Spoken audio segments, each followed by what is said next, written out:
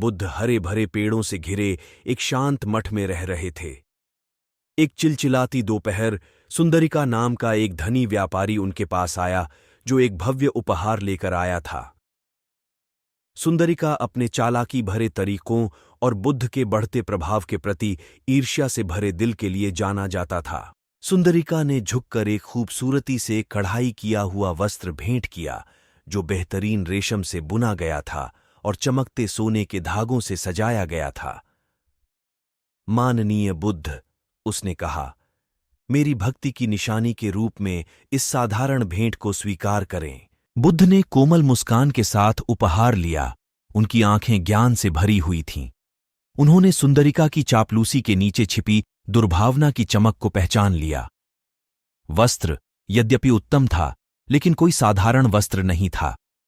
इसे एक शक्तिशाली जहर के साथ सावधानीपूर्वक सना हुआ था। यह बुद्ध को खत्म करने के लिए एक जाल था।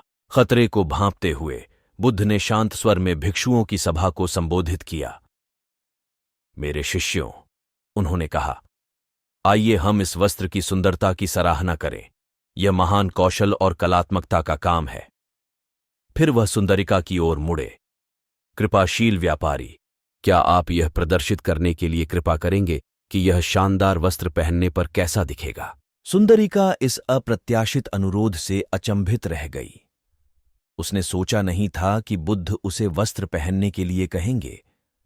उसकी आंखों में घबराहट झलकी, क्योंकि उसने महसूस किया कि सच उजागर हो जाएगा। सुंदरिका की हिचकिचाहट देखकर इकट्ठे हुए भिक्षु आपस में बड़बड़ाने लगे। वातावरण संदेह से भर गया। बुद्ध ने अटूट आवाज में जारी रखा, निश्चित रूप से इतना कीमती उपहार अपनी पूरी महिमा में प्रदर्शित होने का हकदार है। शायद यह सबसे अच्छा होगा यदि आप, उदार दाता, इस उत्तम वस्त्र से खुद को सजाएं। सुंदरिका का पाखंड टूट गया। जहरीले वस्त्र पहनने की संभावना का सामना करते हुए उसके असली इरादे उजागर हो गए। शर्मिंदा होकर उसने अपने कुटिल षड्यंत्र को कबूल कर लिया और क्षमा मांगी। बुद्ध हमेशा की तरह दयालु थे। उन्होंने सुंदरिका को क्षमा कर दिया। उन्होंने समझाया कि सच्चा नुकसान दूसरों के कार्यों में नहीं है, बल्कि हमारे भीतर पाले गए अंधकार में है।